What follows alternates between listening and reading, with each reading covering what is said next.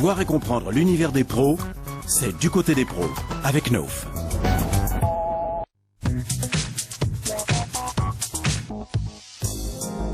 Dans la construction de nouveaux logements, les systèmes domotiques tendent à devenir des équipements standards. Les maisons neuves sont de plus en plus équipées de produits automatisés et les logements en réhabilitation suivent aussi cette tendance. Le marché mondial a atteint 160 millions d'euros en 2006 et devrait doubler d'ici 2013. Dans le domaine de la domotique, la France commence à rattraper son retard sur les autres pays. Fabrice Lucien est directeur technique. Il nous fait visiter un chantier de réhabilitation d'une maison de 150 mètres carrés en banlieue parisienne. Les propriétaires ont choisi d'automatiser de nombreuses fonctions. Le projet ici en domotique, c'est un projet complet où on intègre en même temps l'électricité, mais aussi la gestion de tout ce qui est volet roulant, de tout ce qui est chauffage, mais aussi tout ce qui est diffusion sonore et diffusion multimédia. Alors ça, c'est un chantier un peu poussé. Généralement, en matière de domotique, les gens nous demandent des choses un peu plus légères. Mais ici, comme on est reparti de zéro, on en a profité pour faire un projet vraiment complet. Ce projet va permettre la réalisation de dispositifs complexes. C'est vrai que dans ce genre de maison, on va pouvoir intégrer toutes les technologies et on va pouvoir avoir des scénarios très intéressants, comme un scénario de départ. On va pouvoir baisser le chauffage, fermer les volets, mettre en route l'alarme avec un seul bouton. Le point névralgique de la maison est le tableau électrique.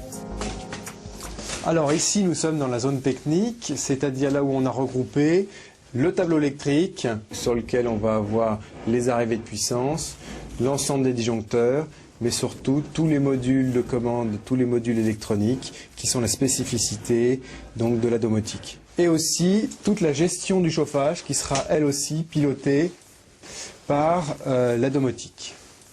Tous les fils qui arrivent partout du plafond, qui descendent par les gaines techniques, tout sera regroupé dans cette grande armoire et tout est géré donc par ces modules électroniques qui après sont paramétrés lors de la définition du projet au niveau de la programmation.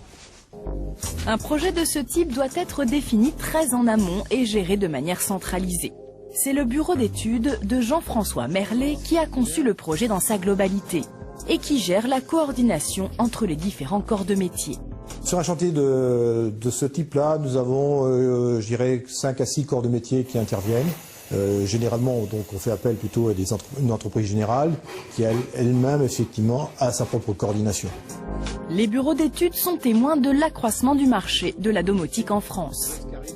C'est une demande qui va croissante, à tel point qu'on sent très bien au niveau des industriels une mobilisation très forte sur ces segments de marché, avec bien sûr des développements d'offres, mais aussi pour accompagner ces offres, gérer le développement de véritables forces commerciales complètement dédiées à ce type de marché.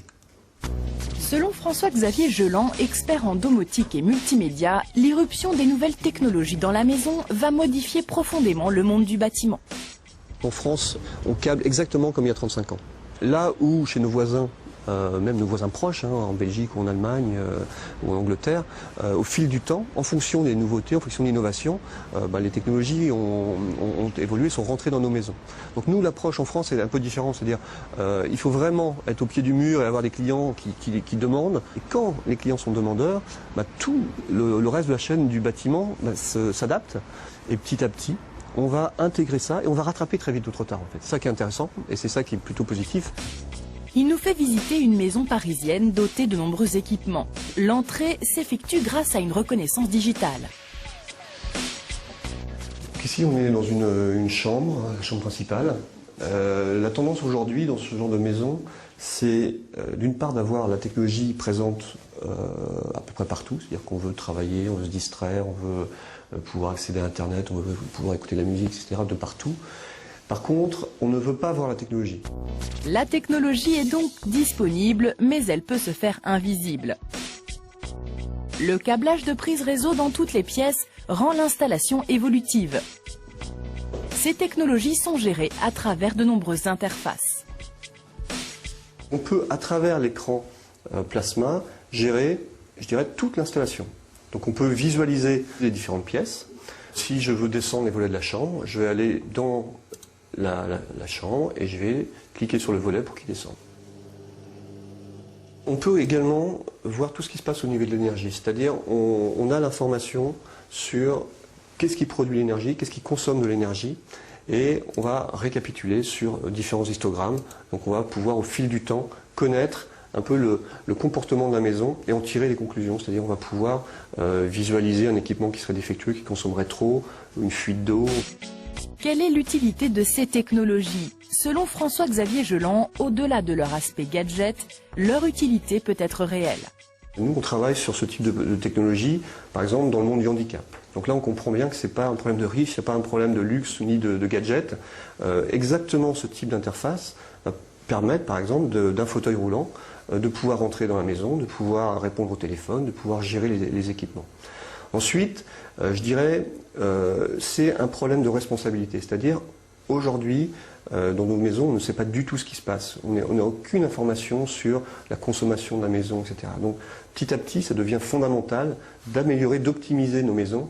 Et donc, le fait, je dirais, de prédisposer au minimum ce type de maison pour, au fil du temps, au fil de l'évolution des mentalités, petit à petit, ajouter ce type de fonction.